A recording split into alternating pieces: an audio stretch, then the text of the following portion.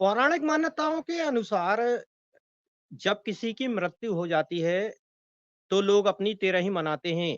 लेकिन दमोह में एक शख्स ऐसा है जिसने जीते जी ही अपनी तेरही मना डाली। दरअसल दमोह के महाकाली चौराहे पर रहने वाले रिटायर्ड शिक्षक जयप्रकाश सोनी ने जीते जी ही अपनी तेरही मना डाली।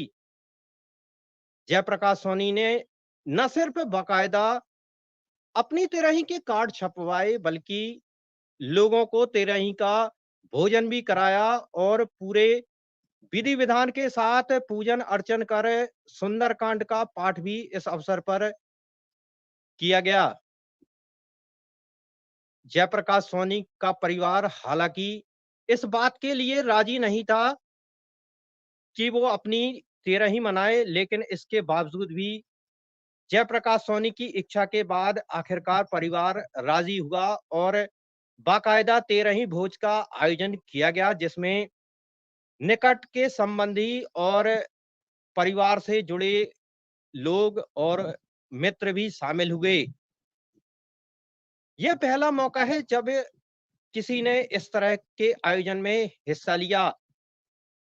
हम लोगों ने जब वहाँ मौजूद लोगों से पूछा, तो उनका कहना था कि इस तरह का आयोजन अमूमन कम देखने को मिलता है।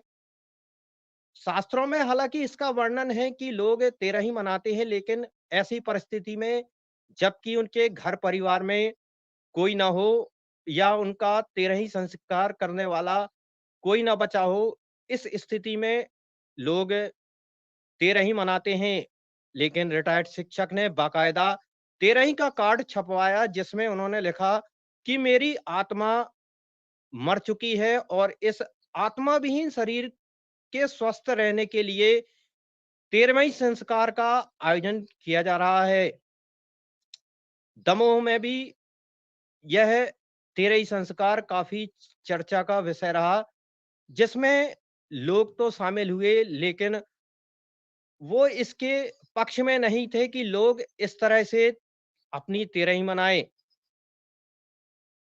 रिटायर्ड शिक्षक जयप्रकाश सोनी की पत्नी, उनकी बहन, उनका लड़का इस बात के लिए राज़ी नहीं थे कि वो अपनी तेरही मनाएँ, लेकिन पिता की इच्छा के बाद लड़का और पति की इच्छा के बाद पत्नी इस बात के लिए राज़ी हो गए कि तेरही संस्कार किया जाए।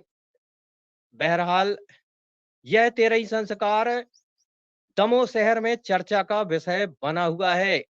Ravi Agarwal, India news, Damoh.